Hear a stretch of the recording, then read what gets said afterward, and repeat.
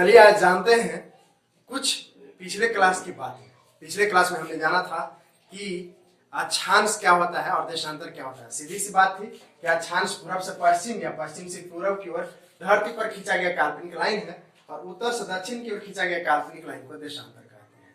ठीक है, इसके बाद हमने जाना था कि इसकी कितनी संख्या होती है, जिसमें अगर सिर्फ अक्षांश कहा जाए कि कितने अक्षांश होते हैं तो 181, लेकिन अगर ये कहा जाए कि अक्षांश रेखाएं कितनी होती हैं, मतलब कि कितने रेखा खींचे जा सकते हैं, तो 179।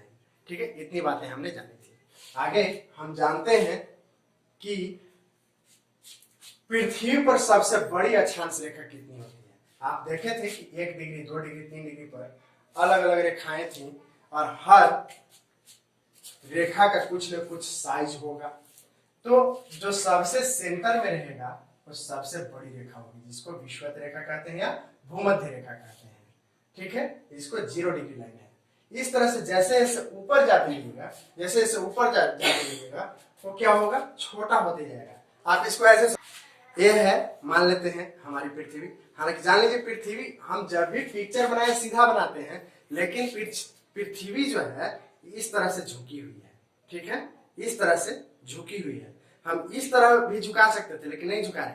हम जो अभी बोर्ड लगाए हुए हैं और आपसे बात कर रहे हैं तो बोर्ड दक्षिणी डायरेक्शन में है और दक्षिण की तरफ ये जो है, सॉरी ये उत्तर की तरफ, मेरा जो बोर्ड लगा हुआ है तो उत्तर की तरफ लगा हुआ है और ये जो बोर्ड उत्तर की तरफ है तो ध्रुव भी उत्तर की ओर रहेगा और धरती इस तरह से झुकी हुई है।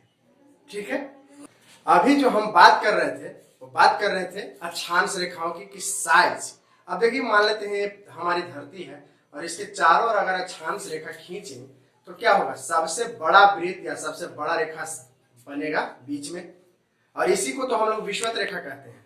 अब जैसे जैसे इससे बढ़ते जाइएगा आगे, ये क्या होगा, छोटा होते जाएगा, फिर इससे छोटा होते जाएगा, फिर इससे छोटा होते जाएगा, इससे भी छोटा होते जाएगा, इस तरह से। फिर नीचे भी अगर इस तरह से खींचते हैं तो जो देखिएगा कि 0 डिग्री है, जो विषुवत रेखा है, भूमध्य रेखा है, वो सबसे छोटा होते जाएगा। यानी कह सकते हैं कि धरती पर सबसे बड़ी अक्षांश रेखा विषुवत रेखा है। धरती पर जो सबसे बड़ी अक्षांश रेखा है वो विषुवत रेखा है और बाकी सब विषुवत से छोटा होते जाता है। यानी कह सकते हैं कि जैसे जैसे ध्रुव की ओर हम बढ़ते हैं, चाहे वो उत्तरी ध्रुव हो या फिर दक्षिणी ध्रुव हो, जैसे जैसे हम ध्रुव की ओर बढ़ते हैं रेखा छोटी होती जाती है, रेखा छोटी होती जाती है। अब अगर एग्जाम में क्वेश्चन आएगा कि सबसे बड़ी रेखा, अक्षांश रेखाओं में सबसे बड़ी रेखा कौन होती है, तो विषुवत रेखा कह सकते हैं, भूमध्य रेखा या फिर 0 डिग्री लाइन। इसी तरह से अगर कहा जाए कि अगर भूमध्य रेखा से ध्रुवों की ओर हम बढ़ते हैं तो रेखा छोटी होगी या बड़ी होगी, तो आप सिंपल सा अंदाजा लगा सकते हैं कि जैसे जैसे ऊपर बढ़ेंगे रेखाएं छोटी होती जाएंगी। चलिए आगे देखते हैं।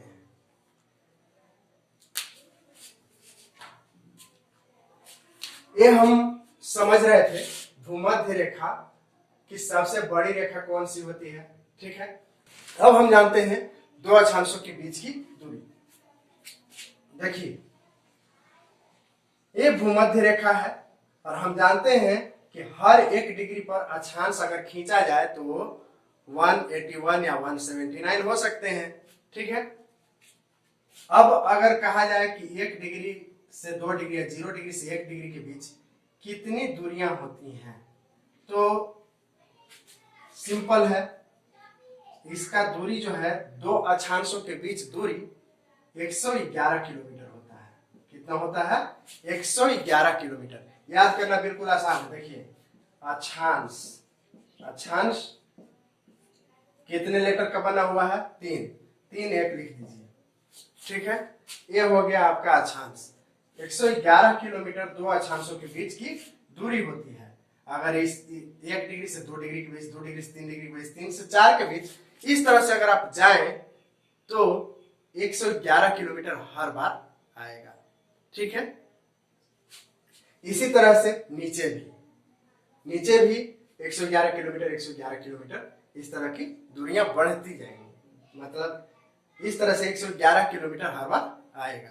ठीक है, तो ये भी क्वेश्चन क्लियर होगा। अगर पूछा जाए कि दो अक्षांशों के बीच की दूरी कितनी होती है तो आप क्या जवाब देंगे, 111 किलोमीटर। क्या? 111 किलोमीटर। चलिए आगे देखते हैं। धरती पर यानी हमारी पृथ्वी पर कुछ खास रेखाएं खींची गई हैं। अक्षांश रेखाएं तो बहुत होती हैं, मैंने कहा भी था कि अनंत अक्षांश रेखाएं खींची जा सकती है, आपकी मर्जी जहां से खींचते हैं, लेकिन एक एक डिग्री पर हम लोग खींचते हैं तब 181 या 179 होता है। इसी तरह से धरती पर कुछ काल्पनिक रेखाएं 23.5 डिग्री दक्षिण, 23.5 डिग्री उत्तर, 66.5 डिग्री उत्तर, 66.5 डिग्री दक्षिण पर खींचा गया है और इसको कुछ नाम दिया गया है, ठीक है, जो कि हमें पढ़ना होता है, जो कि हमें पढ़ना है और इससे काफी क्वेश्चन आते हैं। तो सबसे पहले जानते हैं उन खास रेखाओं में, उन विशेष रेखाओं में विषुवत रेखा या भूमध्य रेखा जो 0 डिग्री होता है, यह सिर्फ और सिर्फ एक होता है, ठीक है, सिर्फ और सिर्फ 0 डिग्री पर एक ही रेखा खींची जा सकती है, तो ये विषुवत रेखा या भूमध्य रेखा। भूमध्य रेखा यानी कि भू को जो मध्य से मारते हैं, भूमध्य यानी कि धरती के बीचों बीच वो है भूमध्य रेखा, ठीक है। अब इसी के जस्ट ऊपर 23.5 डिग्री पर जो रेखा खींची गई है उसको कहते हैं कर्क रेखा। क्या कहते हैं? कर्क रेखा। और 23.5 डिग्री दक्षिण में उसी रेखा को मकर रेखा कहते हैं। मकार रेखा नहीं समझिए कि मैंने गलती से लिख दिया है मकर, मकार नहीं, मकर ही सही है, मकर रेखा, ठीक है। और ऊपर इसी को कर्क रेखा, यानी कह सकते हैं 23.5 डिग्री उत्तरी अक्षांश को क्या कहते हैं? तो कर्क रेखा। 23.5 डिग्री दक्षिणी अक्षांश को क्या कहते हैं? मकर रेखा। उसी तरह से 66.5 डिग्री उत्तरी अक्षांश को क्या कहते हैं? आर्कटिक रेखा। क्या? आर्कटिक रेखा। और 66.5 डिग्री दक्षिणी अक्षांश को अंटार्कटिक रेखा। कोई दिक्कत नहीं। चलिए आगे देखते हैं कि ऐसा क्यों खास नाम दिया गया। दरअसल अभी कुछ देर बाद हम लोग पढ़ेंगे कि जब सूर्य चमकता है, जब सूर्य चमकता है तो जानते हैं कि विषुवत रेखा पर सीधी लाइन पड़ती है। अच्छा, धरती टेढ़ा होने के कारण, धरती जो है इस तरह से जो झुकी हुई है, इसके कारण जो सूर्य का प्रकाश है वो इतना से इतना के बीच वैरी करते रहता है। मतलब ये कि कर्क रेखा तक, रेखा जो सूर्य का है प्रकाश वो सामने पड़ता है, फिर मकर रेखा पर उस तरह सामने पड़ता है, बीच में सामने पड़ता है। मतलब है कि इसीलिए इसको कैटेगरी किया गया है। ऐसा थोड़े ना है ये भाई 23.5 डिग्री पर मन किया, एक नाम कौन चीज है? तो कर्क रेखा नहीं। इसके पीछे कारण यही है कि सूर्य या सूर्य का प्रकाश साल भर में यहाँ से यहाँ के बीच चमकता है। कैसे? अभी देखते हैं। और इसी के कारण धरती चूंकि टेढ़ी है और सूर्य के चारों ओर घूमती है, और इसी के कारण मौसम में परिवर्तन आता है। इसके जस्ट बाद हम देखते हैं कि कैसे मौसम में परिवर्तन आता है। कैसे? आप ठंड में ठिठुरते भी हैं, गर्मी में बिना कपड़ों के भी होते हैं, और कैसे बरसात में छाता लगा करके चलते हैं, वो सब अभी समझते हैं। ये भी जानते हैं कि बड़ा दिन, छोटा दिन, सबसे बड़ा दिन और रात बराबर कब होते हैं, वो सब अभी जानते हैं। मैंने अभी आपको बताया कि सूर्य के लाइट पड़ने के हिसाब से इसका नाम दिया गया कर्क रेखा, मकर रेखा, ठीक है, विषुवत रेखा, ठीक है। इसका मैंने डिग्री बताया था कि कर्क रेखा 23.5 डिग्री, मकर रेखा 23.5 डिग्री दक्षिणी, कर्क रेखा 23.5 डिग्री उत्तरी।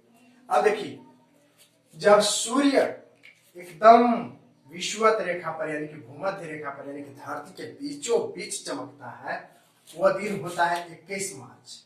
वो दिन होता है 21 मार्च। 21 मार्च को सूर्य धरती के बीचों बीच विषुवत रेखा पर यानी भूमध्य रेखा पर यानी कि 0 डिग्री लाइन पर एकदम 90 डिग्री पर चमकता है। कोई उसका प्रकाश जो है टेढ़ा मेढ़ा होकर के नहीं आता है, ठीक है। उसी तरह से चूंकि धरती टेढ़ी है और ये चारों तरफ सूर्य के चक्कर लगा रही है, तो यहाँ से बढ़ना शुरू होता है।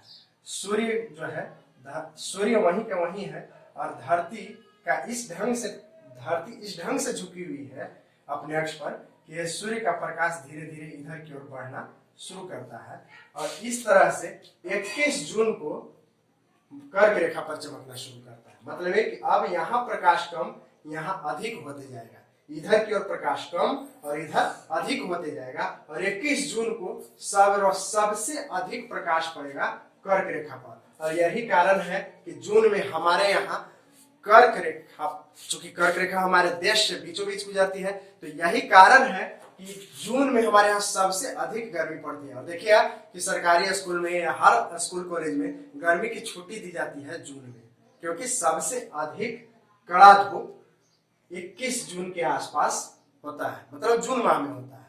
और 21 जून को सूर्य इसके लंबवत पड़ता है, मतलब इसके सेंटर में आ जाता है।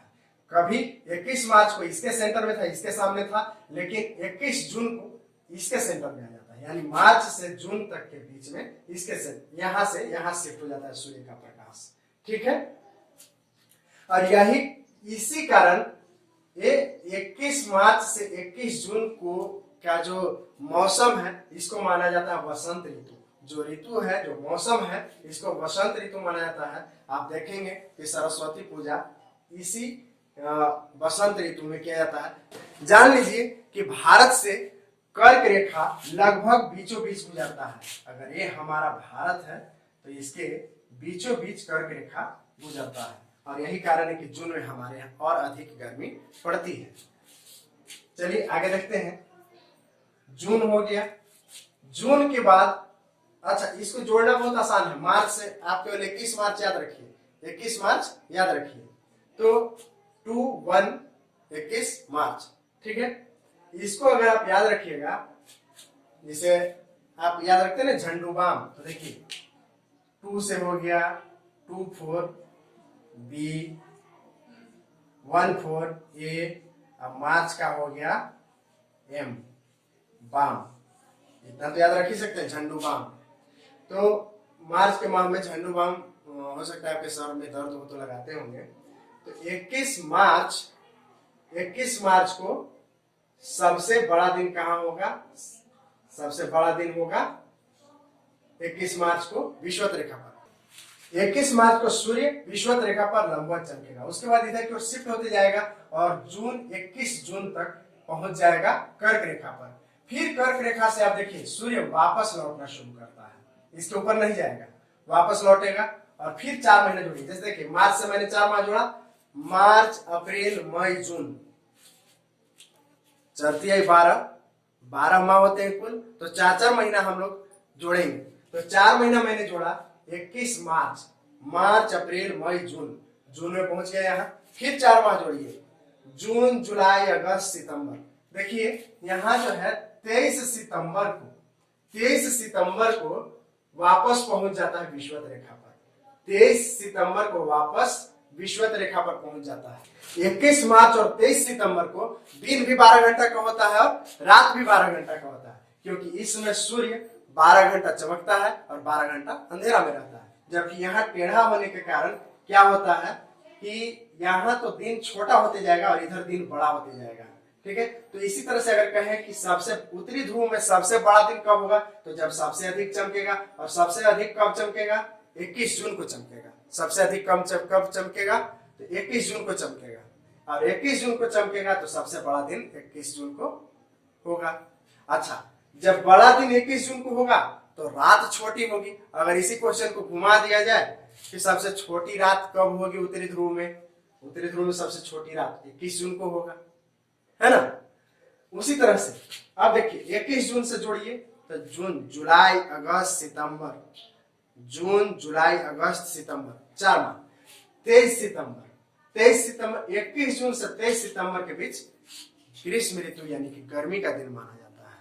ठीक है, गर्मी का दिन माना जाता है, जिसमें आप पंखा जलते हैं, पंखा लगाते हैं, कूलर लगाते हैं, एसी लगाते हैं, वो वाली गर्मी। तो इसीलिए 23 सितंबर को भी क्या होगा? वापस इस पर चमकेगा। और जब वापस इस पर चमकेगा तो बीचों बीच है, इस दिन भी दिन और रात बराबर होंगे। अब क्वेश्चन पूछेगा कि दिन और रात कब बराबर होते हैं? दिन और रात कब बराबर होते हैं? तो या तो 21 मार्च या 23 सितंबर, 21 मार्च या 23 सितंबर, है ना। इसको ऐसे भी याद आप रख सकते हैं, अगर ये कंसेप्ट समझ गए तो अच्छी बात है, नहीं तो ऐसे भी याद रख सकते हैं कि 21 माह 23 सीता के बराबर। जो 21 माएँ होती हैं वो 23 सीता के बराबर होती है। एक ट्रिक है, ठीक है। तो 21 मार्च और 23 सितंबर को क्या होगा? दिन और रात बराबर होगा। फिर सूर्य जो है यहाँ से इधर की ओर शिफ्ट होना शुरू होता है, सॉरी, सूर्य का प्रकाश इधर से इधर की ओर नीचे की ओर शिफ्ट होना शुरू होता है। और इस तरह से सितंबर से फिर इस रेखा पर आती है, कहा, मकर रेखा पर, कहा, मकर रेखा पर। और फिर 4 महीने जोड़िए, सितंबर, अक्टूबर, नवंबर, दिसंबर, तो 22 दिसंबर को यहाँ पहुंच जाएगी सूर्य। और इस दौरान सितंबर से दिसंबर का माह शरद ऋतु कहलाता है। शरद यानी कि न ज्यादा सर्दी न ज्यादा गर्मी, यानी वर्षा ऋतु, ठीक है, शरद ऋतु यानी वर्षा ऋतु। तो 22 दिसंबर के बीच, और फिर 22 दिसंबर से 21 मार्च तक, फिर 4 महीने जोड़िए, दिसंबर, जनवरी, फरवरी, मार्च, ठीक है। तो 4 महीने जोड़िएगा तो ये हो गया 22 दिसंबर से 21 मार्च तक शीत ऋतु, 22 दिसंबर से 21 मार्च तक शीत ऋतु, ठीक है। तो यहाँ अब देखिए, हमारे जब सूर्य इधर की ओर मकर रेखा की ओर शिफ्ट होना शुरू होता है तो हमारे यहाँ प्रकाश कम पहुंचेगा। और यही कारण है कि 22 दिसंबर को हमारे यहाँ कर्क रेखा हमारी ओर पड़ता है, ठंड बहुत पड़ती है, ठंड बहुत पड़ती है, ठीक है। हमारे यहाँ कब ठंड अधिक पड़ेगी? जब सूर्य इधर आ जाएगा, जब सूर्य इधर रहेगा तो गर्मी पड़ेगी। इस तरह से मैंने यहाँ समझाया है। आप इसको ऐसे भी समझ सकते हैं कि जब ठंड कब पड़ेगी, जब सूर्य अधिक हमसे दूर रहेगा तो सूर्य अधिक मकर रेखा पर रहेगा, सूरज बाबा अगर मकर रेखा पर रहेंगे तो ये हमसे दूर चले जाएंगे, और दूर चले जाएंगे जब, तो हमें ठंड लगेगी। तो 22 दिसंबर से जोड़िए, 22 दिसंबर, जनवरी, फरवरी, मार्च मैंने जोड़ लिया, मार्च, अप्रैल, मई, जून जोड़ लिया, जून, जुलाई, अगस्त, सितंबर पहुंच गए, सितंबर, अक्टूबर, नवंबर, दिसंबर, ठीक है। और इस तरह से मौसम परिवर्तन होते रहता है। अभी तक हमने जाना कर्क रेखा, मकर रेखा, आर्कटिक रेखा और अंटार्कटिक रेखा। अब जानते हैं कि अब कुछ और खास रेखाओं के बारे में जानते हैं, जैसे 10 डिग्री दक्षिण और 10 डिग्री उत्तर, या कह सकते हैं 10 डिग्री उत्तर या 10 डिग्री दक्षिण। इस पट्टी को, इस भूभाग को, इस हिस्से को हम लोग डोलड्रम कहते हैं। क्या कहते हैं? डोलड्रम। इस हिस्से को हम डोलड्रम कहते हैं, ठीक है। इसके बाद आप देख रहे होंगे कि 30 डिग्री से 35 डिग्री उत्तर और 30 डिग्री से दक्षिण, 30 डिग्री और 30 डिग्री से 35 डिग्री दक्षिण। 30 डिग्री से 35 डिग्री दक्षिण को हम लोग अश्व अक्षांश कहते हैं, दोनों ओर अश्व अक्षांश, ठीक है। यहां भी अश्व अक्षांश। लेकिन ये जान लीजिए कि एक एरिया है, इतना एरिया है 30 डिग्री से 35 डिग्री, 10 डिग्री उत्तर से 10 डिग्री दक्षिण। तो इसको हम लोग, इस एरिया को कहते हैं पेटी, ठीक है। क्या कहते हैं? पेटी या कटिबंध। ऐसे भी आपसे पूछा जाए कि दो अक्षांशों के बीच की दूरी को क्या कहते हैं, तब कहेंगे कि पेटी या फिर कटिबंध। पेटी या कटिबंध, या फिर इंग्लिश में इसी को बेल्ट कहते हैं। बेल्ट आप जो लगाते हैं ना, वो बेल्ट कहिए, पेटी कहिए, कटिबंध कहिए, बात एक ही है। तो इसको हम लोग 10 डिग्री उत्तर से 10 डिग्री दक्षिण डोलड्रम कहते हैं। किसी किताब में आपको 5 डिग्री उत्तर 5 डिग्री दक्षिण भी मिल सकता है, ठीक है। तो इस एरिया को डोलड्रम कहते हैं। ये बिल्कुल शांत होते हैं, यहाँ पर वायु प्रवाह बिल्कुल शांत होता है। उसी तरह से यहाँ 30 डिग्री 35 डिग्री उत्तर अश्व अक्षांश कहलाता है और 30 डिग्री से 35 डिग्री दक्षिण अश्व अक्षांश कहलाता है। यहाँ भी वायु एकदम शांत होती है।